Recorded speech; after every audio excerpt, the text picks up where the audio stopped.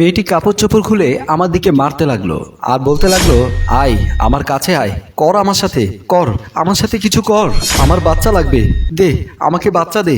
আমার ডাক্তারি জীবনে এমন পেশেন্ট আমি পাইনি। আমি বললাম, হ্যাঁ আমি তোমাকে বাচ্চা দেব, বাচ্চা নিতে হলে তো তোমাকে আমার কাছে আসতে হবে। আমি এই কথা বলার সাথে সাথে মেয়েটি দৌড়ে গিয়ে ঘরের দরজা লাগিয়ে দিল।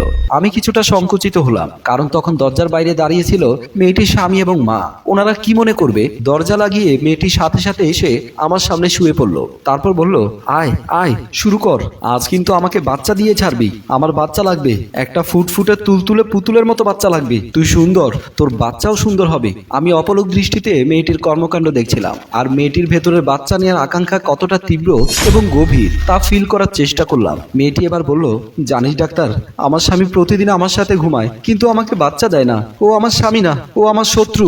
আমার স্বামী হলে আমাকে একটা বাচ্চা দিত, তুলতুলে ফুটফুটে বাচ্চা। আমি তার কাছে গিয়ে বসলাম, মাথায় হাত রেখে বললাম, আমি অবশ্যই তোমাকে বাচ্চা দেব, তবে তোমার আমার কথা শুনতে হবে। মেয়েটি শোয়া থেকে উঠে বসে বলল, আমি তোর সব কথা শুনবো, তুই শুধু আমার একটা কথা শোন, আমাকে একটি বাচ্চা দে। আজকে তোমাকে কোনো বাচ্চা দেব না, কালকে দেব।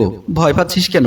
এখানে বাথরুম আছে, তুই আমাকে বাচ্চা দিয়ে গোসল করে চলে যেতে পারবি। আমি বুঝতে পারলাম এখনো কিছুটা সেন্স বোধ মেয়েটার ভেতরে আছে, প্রপার ট্রিটমেন্ট দিলে সুস্থ হয়ে যাবে। তারপর আমি বললাম, আজ বাচ্চা দিতে পারবো না, তোমাকে কথা দিলাম, তুমি যদি আমার দেওয়া ওষুধগুলো ঠিক মতো খাও, আমি কালকে এসে তোমাকে ঠিকই বাচ্চা দেব, প্রমিস।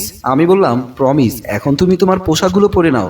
বলেই আমি রুম থেকে বের হয়ে আসলাম। তখনও দরজার সামনে দাঁড়িয়ে ছিল মেয়েটির মা এবং স্বামী আরিয়ান। আমাকে দেখে মেয়েটির স্বামী বলল, কি বুঝলেন ডাক্তার সাহেব, আমার স্ত্রী কি সুস্থ হবেন? হবে, তবে লং টাইম ট্রিটমেন্ট করতে হবে। আমি যে ওষুধগুলো দিয়েছি প্রতিদিন ওগুলো খাওয়ানোর চেষ্টা করবেন। ও তো ওষুধ খেতে চায় না, মুখে দিলেও ফেলে দেয়। আমি বললাম, প্রতিদিন আমি এসে খাওয়াবো, আপনাদের টেনশন করতে হবে না। তখন মেয়েটির স্বামী এসে আমার হাত ধরে বলল, ডক্টর, যে কোনো কিছুর বিনিময়ে ওকে সুস্থ করে দিন। Don't worry mister Aryan, I will try. আচ্ছা বলুন তো, ওর এরকম অবস্থার কারণ কি? সে কথা যদি জানতে চান তাহলে আপনাকে ফিরে যেতে হবে তার বিয়ের আগের একদিন। আপনি বলুন, আমার ওকে নিয়ে স্টাডি করতে হবে, জানতে হবে সে কেন এমন হলো। তাহলে শুনুন।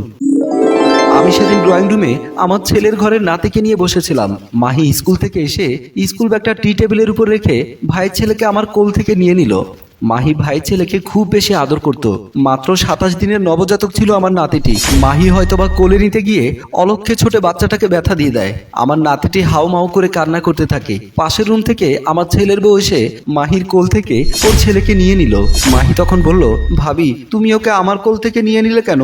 দেখছো না বাচ্চাটা কিভাবে কান্না করছে? একটু কান্না করছে, তাতে সমস্যা কি? আগে তুমি নিজে একটা প্রসব করে দেখো, তখন বুঝবে ছোট বাচ্চা কান্না করলে মার কেমন লাগে। বলেই সেদিন আমার ছেলে বউ বাচ্চাটাকে নিয়ে চলে গিয়েছিল। সেদিন মাহি মনে মনে অনেক কষ্ট পেয়েছিল। আমাকে জড়িয়ে ধরে বলেছিল, মা বাচ্চা দেখলে আমার এত আদর লাগে, কিন্তু আমি বাচ্চাকে আদর করতে গেলে বাচ্চারা কান্না করে। তুমি দেখবে যেদিন আমার বাচ্চা হবে সেদিন আমার বাচ্চা একটুও কান্না করবে না। আমি আমার বাচ্চাকে অনেক আদর করব। যথারীতি আমার মেয়ের বিয়ে হয় আরিয়ানের সাথে। বিয়ে 6 মাস যেতে না যেতেই আমার মেয়ে গর্ভধারণ করে। আমার মেয়ে খাটের উপরে শুয়েছিল। আরিয়ান বলেছিল, তুমি এভাবে নড়াচড়া না করে খাটের উপরে শুয়ে থাকলে পেটের বাচ্চার সমস্যা হবে না। মাহি বলেছিল, আমি হাঁটাহাঁটি করলে আমার বাবুর সমস্যা আরো বেশি হবে। আমি চাই না আমার বাবু একটুকুও কষ্ট পাক। তুমি জানো আরিয়ান, আমার একটা সুন্দর তুলতুলে ফুটফুটে বাবু হবে, যে বাবু নিয়ে আমি সারাক্ষণ খেলা করব। আর কয়েকটা মাস পরেই তো তুমি তোমার সুন্দর তুলতুলে বাবুটাকে পাবে। এখন কোথায় যাচ্ছ? আমি একটু মার্কেটে যাচ্ছি। আমার বাবুর জন্য একটা হলুদ রঙের কিট সেট খুঁজে আনবে। এখনো বাবু পৃথিবীতে আসেনি, এর মধ্যে ওর জন্য পোশাক খেলনা কিনতে কিনতে আলমারি ভর্তি করে রেখেছো। আচ্ছা ঠিক আছে, দেখি আমি পেলে নিয়ে আসবো। বলেই আরিয়ান চলে গিয়েছিল। সেদিন আমি ড্রয়িং রুমে বসেছিলাম। আরিয়ানের কল পেয়ে কলটা রিসিভ করলাম। আরিয়ান তখন আমার মেয়েকে নিয়ে হাসপাতালে। আরিয়ান আমাকে বলল, মা আমি মাহিকে নিয়ে হাসপাতালে আছি, কিছুক্ষণের মধ্যেও সিজার হবে, আপনি তাড়াতাড়ি ইফতি হেলথ কেয়ার হাসপাতালে চলে আসুন। আমি তখন বৌমাকে ডেকে বললাম, বৌমা ও বৌমা। বৌমা এসে আমাকে জিজ্ঞেস করলো, কি হয়েছে মা?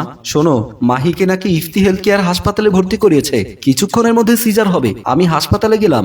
বলেই সেদিন আমি হাসপাতালের উদ্দেশ্যে চলে গেলাম। হাসপাতালে এসে দেখলাম আমার মেয়ে উন্মাদের মতো আমার দিকে তাকিয়ে আছে, কখনো হাসছে কখনো কাঁদছে। আমি আরিয়ানকে বললাম, মাহি এমন করছে কেন? আরিয়ান তখন কোলের বাচ্চাটা আমাকে দেখিয়ে দিয়ে বলল, মা কিছুক্ষণ আগে মাহি মৃত বাচ্চা প্রসব করেছে। যখনই শুনেছ মৃত বাচ্চা প্রসব করেছে তখন থেকে সে এমন করছে। এরপর থেকে আমার মেয়ের মানসিক ভারসাম্য হারিয়ে ফেলেছে। ঠিক আছে, আমি যে সমস্ত ওষুধ দিয়েছি এগুলো খাওয়ান, আর আমি রেগুলার চেক আপ করবো। আমি আশা করি দ্রুত আপনার মেয়ে সুস্থ হয়ে যাবে। বলে সেদিন আমি সেখান থেকে বিদায় বিদায় নিলাম। এর 6 মাস পরে আমি চেম্বারে বসেছিলাম। আরিয়ান আর মাহি আমার জন্য কিছু গিফট নিয়ে আমার চেম্বারে আসলো। আমি ওদেরকে দেখে বসা থেকে উঠে বললাম, congratulation mister Aryan. I hope আপনার স্ত্রী এখন পুরোপুরি সুস্থ।